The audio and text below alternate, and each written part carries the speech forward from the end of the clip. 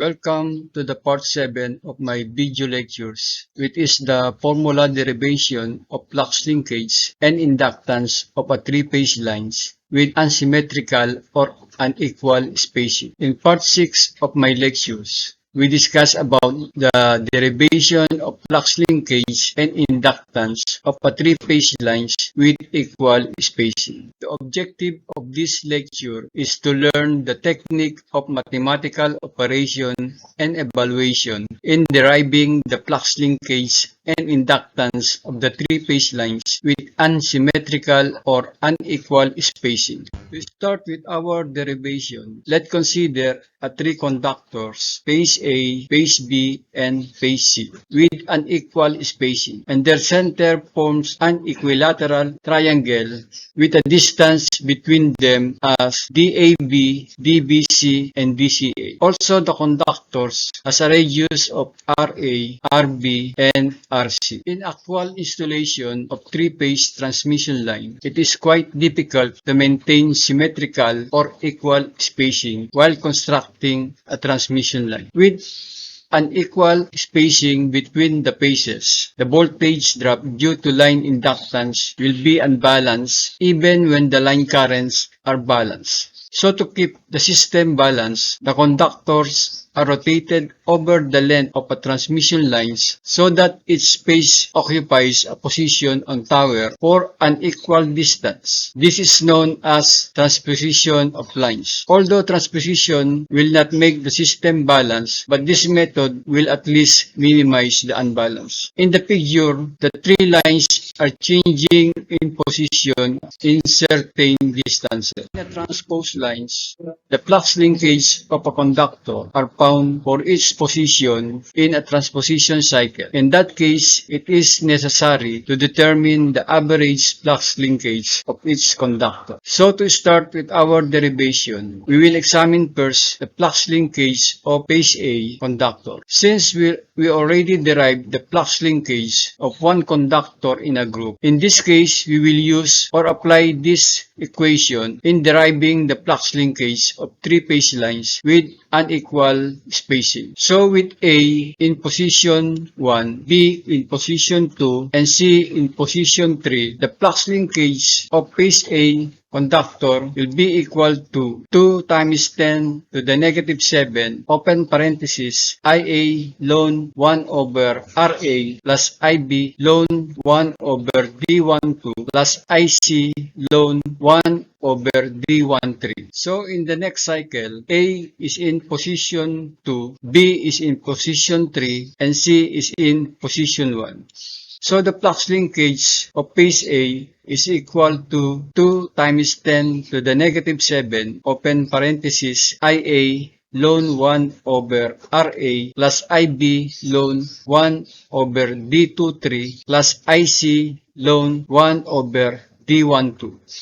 In the same manner, in this cycle of transposition, A is in position 3, B is in position 1, and C is in position 2. So the flux linkage in this cycle is equal to 2 times 10 to the negative 7, open parenthesis, IA ln 1 over RA plus IB ln 1 over D31 plus IC ln 1 over D23. Since we already determined the flux linkage of phase A in different cycle of transposition, therefore the average value of flux linkage of A is equal to the sum of flux linkages in different cycle divided by 3. Substituting the value of flux linkage of A in different cycle, we get this equation. And summing up the common terms, we get flux linkage of A is equal to 2 times 10 to the negative 7, open parenthesis, 3IA ln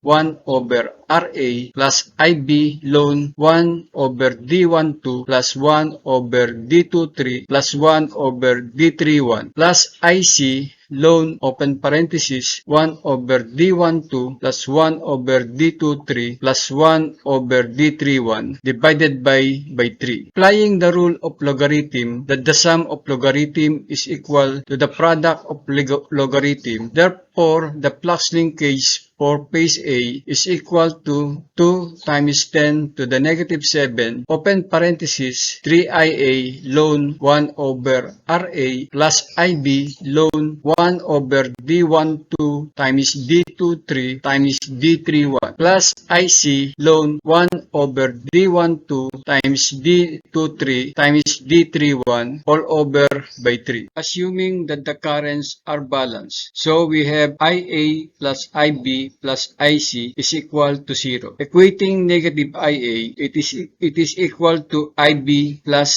IC. So substituting negative IA to IB plus IC, we get the flux linkage for phase A is equal to 2 times 10 to the negative 7 IA ln 1 over RA minus IA ln 1 over D12 times D23 times D31 over 3. This is the equation from previous slides, and I decided to put it in this slide so that we can see the next mathematical operation. So simplifying the above equation, we have the flux linkage of A is equal to 2 times 10 to the negative 7, open parenthesis, IA ln 1 over RA minus IA times 1/3 ln 1 over D12 times D23 times D31. Simplifying further, flux linkage of A is equal to 2 times 10 to the negative 7, open parenthesis, IA ln 1 over RA minus IA ln open parenthesis 1 over D12 times D23 times D31 close parenthesis with exponent of 1/3. So the final equation will become flux linkage of A is equal to 2 times 10 to the negative 7 IA ln 1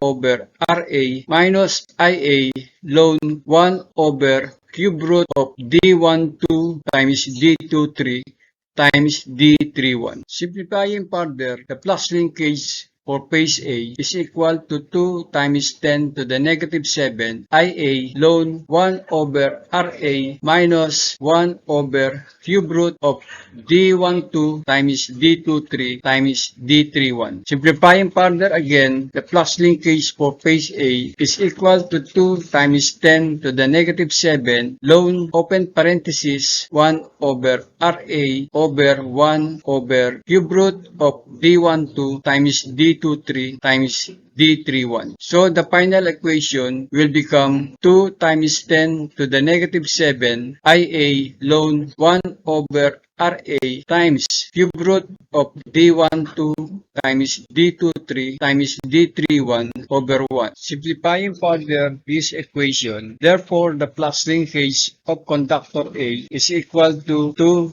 times 10 to the negative 7 IN ln cube root of D12 times D23 times D31 over RA. Let the equivalent distance DEQ is equal to cube root of D12 D23 times D31, or it is also called as geometric mean distance of all conductors. So geometric mean is the nth root of the product of n numbers. Unlike an arithmetic mean, it tends to dampen the effect of very high or low values, which might bias the mean if a straight average arithmetic mean were calculated. Substituting DEQ in this term, therefore, the flux linkage of conductor A is equal to 2 times 10 to the negative 7 IA ln DEQ over RA. So the inductance of conductor A is equal to 2 times 10 to the negative 7 ln DEQ over RA.